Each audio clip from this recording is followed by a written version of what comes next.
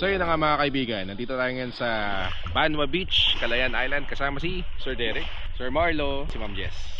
Just enjoying the last day of our dry run tour for the Calayan Tourism Circuit. So far, it's been very, very good. It is now time to go to Dibay Dilam. Kasama po si Sir JM, si Insan Julius, saka si Sir Joro, Team XRM and ADV 160. Hi! Here is second home in ang ating pinagstayan for the past 5 days. Dadaanan din natin ulit ngayon ang Kaannawan Falls at Bataraw Falls. Bali yung hindi natin tinuloy na matarik na kalsada, yung nilakad na lang namin nung pumunta kami ng Bataraw Falls, ay momotorin naman natin. So, ipapakita ko sa inyo kung gaano katarik yung yung kalsada na yun. According to the information that I gathered, yun na pinakamatarik na kalsada dito sa Calayan. So once you get past that, medyo smooth sailing na papunta ng Barangay Dibay at saka Barangay Dilam. This is going to be fun. So dito po ang daungan ng mga malalaking lampitaw. So yung Godfrey Lampitaw, pero usually tatlo yan. Meron pa nakadaong dyan na Ocean Crown saka yung Rosario.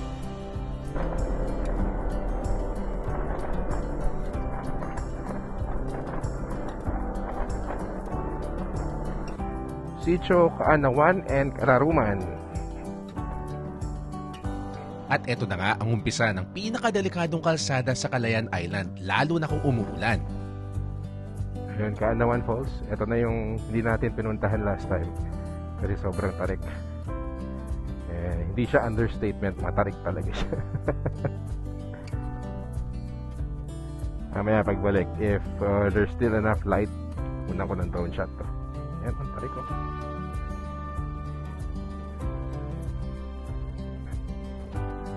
Noise.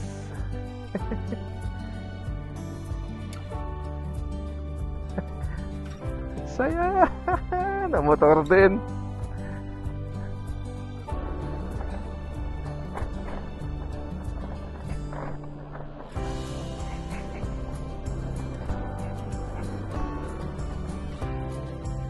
Yan po ulit.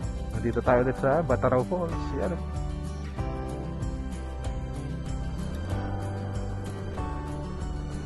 Ito na. Bato-bato. Vehicle of choice talaga dito, Honda XRM. Medyo ramdam ng ADV natin, medyo tagtag, pero kaya naman.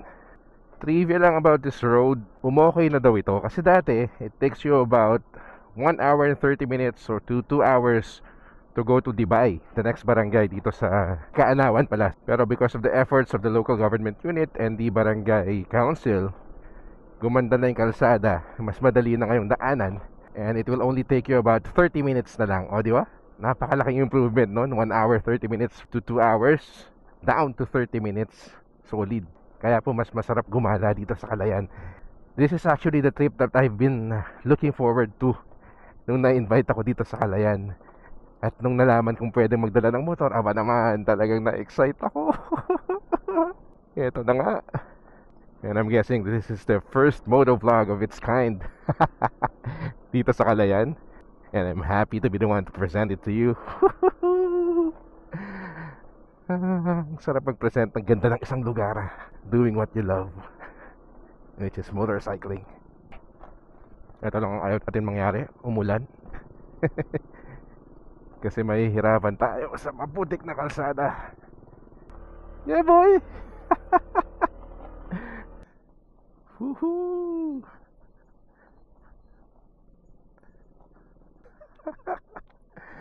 Dahan-dahan. Ito na yung sinasabi nila na hindi talaga pwede pag maputik. Kita nyo yung tarik na yan? Ayan. Give it space. Let's go.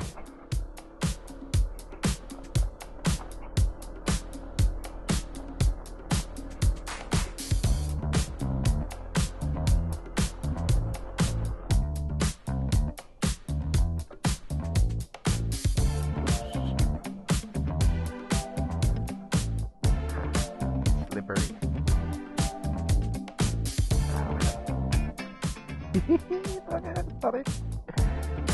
I know you can't see my face right now. But I am all smiles. Grabe, saya. Ito, medyo nawala ang ngiti ko. Ngayon pala, nakikita ko na it's going to be a challenge going back. Huwag lang talagang umulan. Yeah. Kaya na motor natin yan.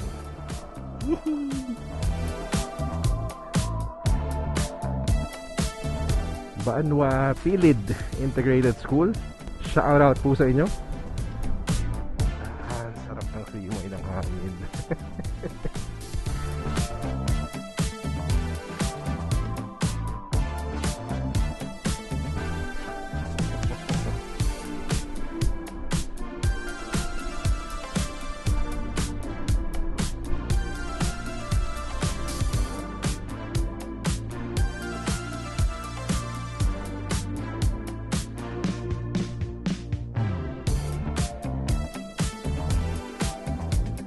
Pahinga ng konti. Oh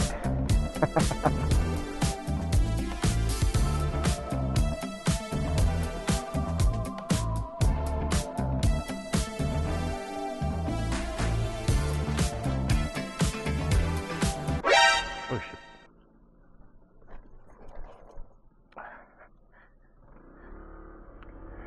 Miscalculated on that one.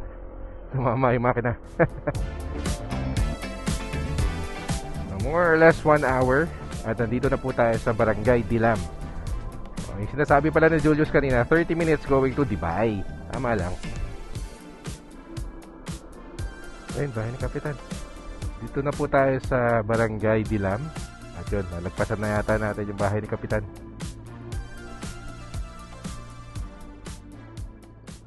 So yun na nga, dito tayo ngayon sa Barangay Dilam, sa bahay ni Kapitan Perong. At kasama po natin yung mga friends from Calayan. Si Sir Julius, MPTC ng Calayan. Si Sir JM, teacher ng Dibay Elementary School, sir? Dibay High School pa. Dibay High School, okay. Tapos si Sir Joro ng LGU Calayan din. Tapos yung mga estudyante na nahihiya. Ano pangalan ninyo? Ayaw magpakilala, nahihiya. Ito na isa. Sir, ano pangalan mo? Ano? Ayaw talaga. Time check 11:58 ng tanghali at pupunta tayo ngayon ng Namunan Cave dito sa Barangay Dilam. Let's go! So yun na nga mga kaibigan, pupunta tayo sa Namunan Cave dito sa Barangay Dilam, Calayan Island.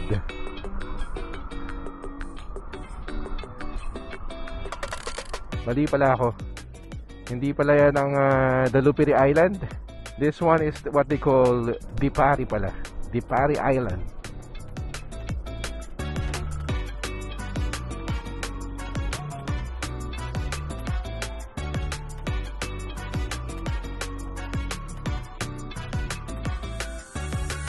Buti na lang talaga, hindi ko dinala yung side panniers ko. Kundi, hirap na hirap tayo dito.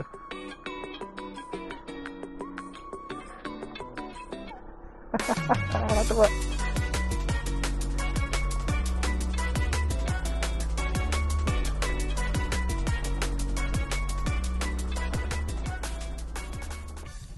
Alright, so dito na tayo sa malapit sa entrance ng cave.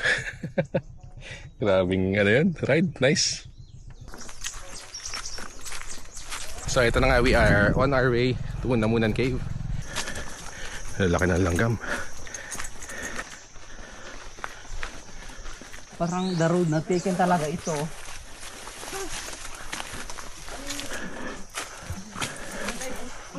So nandito na tayo sa entrance ng Namunan Cave. Pahinga lang ako kasi ramdam ko na naman yung dibdib ko. Kung trip mo ang caving, one of the best investments ang magkaroon ng malakas at dekalidad na flashlight. At base sa reaksyon ng mga kasama ko dito, ngayon lang nila nakitang nailawan ng gusto ang kuweba.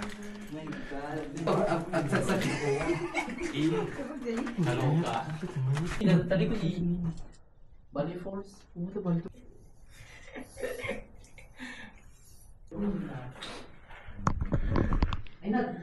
Ito na yung dulo ng Namunan Cave.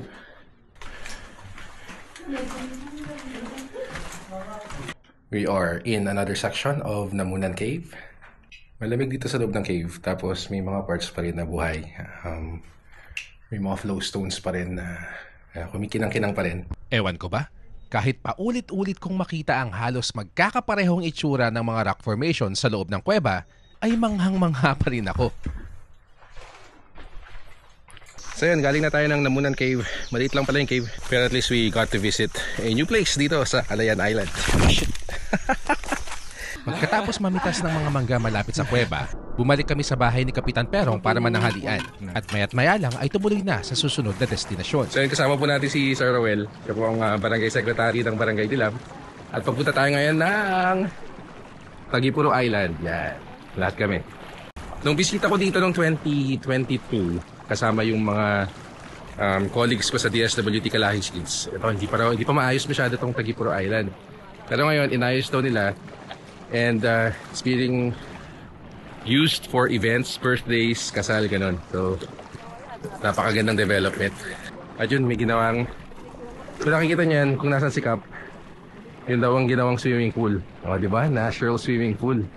Ilagyan lang ng bato sa gilid. Install sila ng mga solar lights dito para kahit gabi yung mga events, pwede lang. Ganda naman po ng gawa nyo. Naglapit ako sir na mangrove. Oo. O sir, tinamin namin ito. Sakaling kunto mabubuhay. So, pag nabuhay Cap, dapat damihan pa. O sir, Oo. pag magtrabaho kami ulit dito, dadagdagan po namin ito para rumami. Here's the pathway going to the pool, guys. Nice. Ano kadalim na dito, Cap? Ay, okay lang, nababalagayan. Ano? Minsan hanggang bewang, minsan lampas tiyan. Ganun daw yung yung height ng pool, yung depth ng pool. Ang Barangay Dilam ay ang pinakadulong barangay ng mainland Calayan dito sa Babuyan Group of Islands. At masasabi kong isa sa pinaka-chill at relaxing na lugar na napuntahan ko na. Preskong simoy ng hangin, may nahong pagpalo ng tubig sa dalampasigan. Pinong buhangin, napakalinis na tubig dagat, mga residenteng ubod ng bait at talaga namang malaya kang makiisa sa kalikasan. Ang Barangay Dilam din ang jump-off point papunta sa Dipari Island, kung saan matatagpuan ang mas madami pang uri ng isda na sinasabi ng mga lokal na dito mo lang makikita. Isa pa sa highlight ng Dilam ay ang Kanaway Cave na siyang pugad ng ibong Kanaway. Napakaganda dito, gaya ng nasa litratong ito. Sayang nga lang at hindi tayo muli nakabisita dito.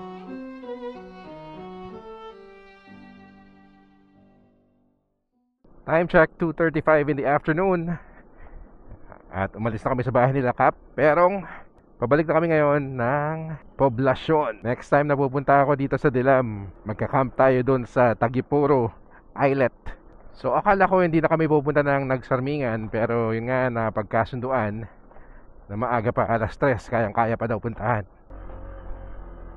There.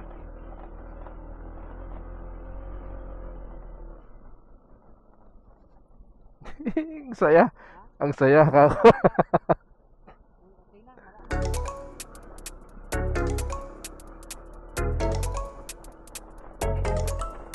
Oh, yeah.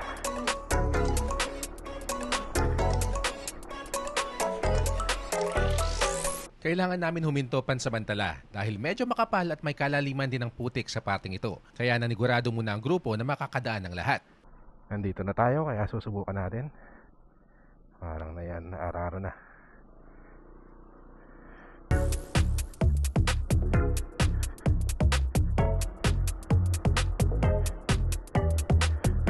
This is why I do it. Woo, fun! Saya! So we left the main road at 3 p.m. Okay, mga 3:10. And we've been riding through this trail for 10 minutes already.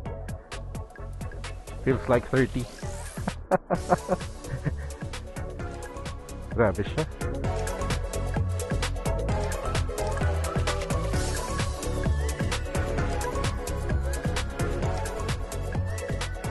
Right in the middle of nowhere. May bahay. Nagwa-wonder ka rin talaga, no? Ang sarap sigurong mamuhay sa ganito. Gitna ng bundok, napapalibutan ng nature. Importante lang meron kang solar panels tapos Starlink. Kunwari commune with nature eh, pero meron pa rin internet saka kuryente. Medyo kinakabahan lang ako dyan sa rain clouds na yan kasi parang yun yung babalikan natin eh, yan. Part na yan. Going back up the mountain road to Poblacion, Centro, Calayan. I'm trail riding with Nacho in the middle of Calayan Mountains. Ang saya. Dang, ang saya. Very challenging yung terrain and Nacho is not the best motorcycle to do this, pero kinakaya naman. May mga sayad lang sa baba here and there. Ooh. Pero so far so good, kayang-kaya. Yeah.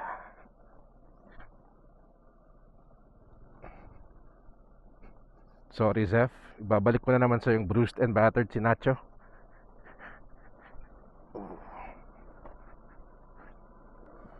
Kita nyo yan? Yan, tatalas ng mga ano yan, ng mga bato. Feeling ko ito yung tinatawag ni Uncle Lances na Minori. Sabi ng aking caver friends at mga nakasalamuhang cave guides, ang klase ng bato na ito ay palatandaan ng malaking posibilidad na may kuweba sa isang lugar. Parang may cave dito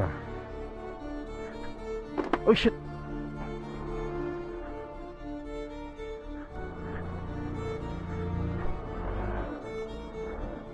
Sa puntong ito ay parang binalot ako ng konting kaba dahil biglang dumilim ang paligid.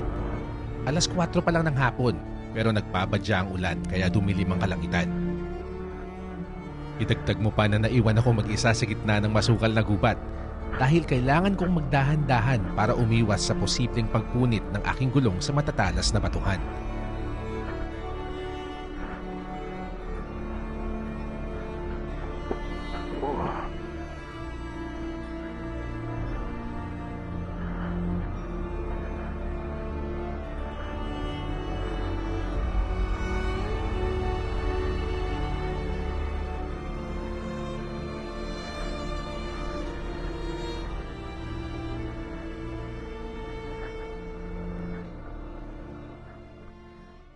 So yun na nga guys. Iwan na natin yung motor at nasa trail na kami papunta na ang Nagsarmingan Falls.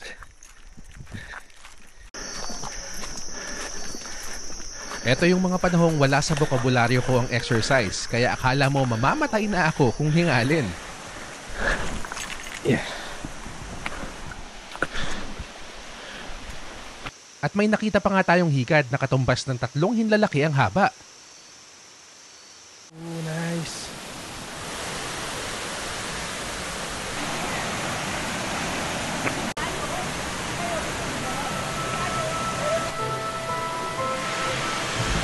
Ganda.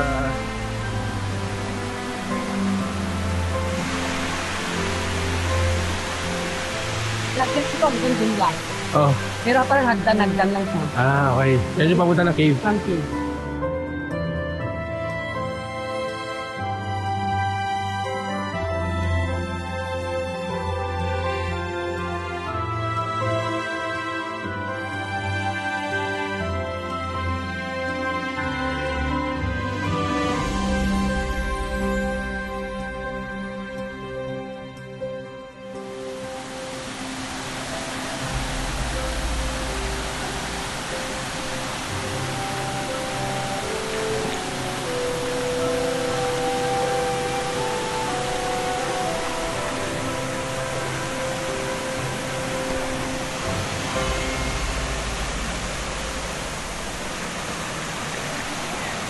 Welcome to Nagsarmingan Falls.